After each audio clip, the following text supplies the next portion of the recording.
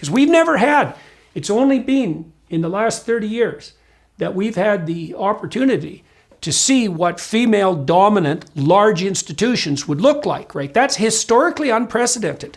We have no idea what pathologies or advantages those systems might have. So what do you think happened in 2004? Like, why did the tide start to turn then?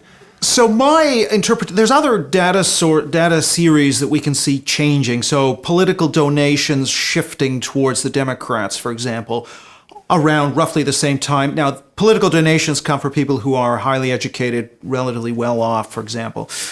I think what happens in the US anyway is you get George W. Bush, who's more of a populist, not an elite style conservative who's just about tax and spend, for example. And I actually think you see, he's also to some degree advancing the agenda of the religious right to some degree. I think this populist style cultural conservatism doesn't work as well with the elite opinion formers, and so they start to drift away in terms of political donations.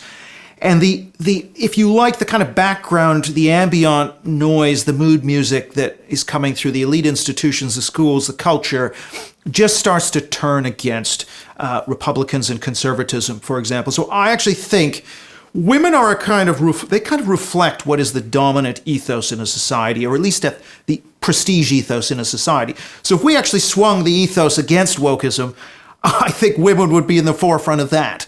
I don't think there's anything biological. So I am more of a sociologist and a political scientist, so I tend to approach these things from a kind of sociology of emotions perspective, which says that ideas can tell you which emotions to turn off and which emotions to express.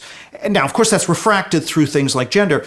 So in this case, I think women will just back up and reinforce the dominant values, dominant ideology of the elites in a society.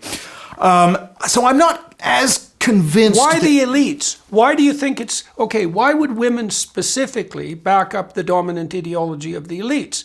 Do you think that's a consequence of something like hypergamy, or what's your theory about that?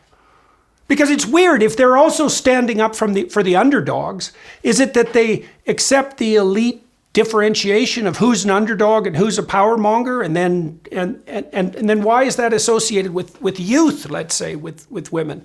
I'm trying to disentangle all that. Well, I think there are a couple of things. I mean,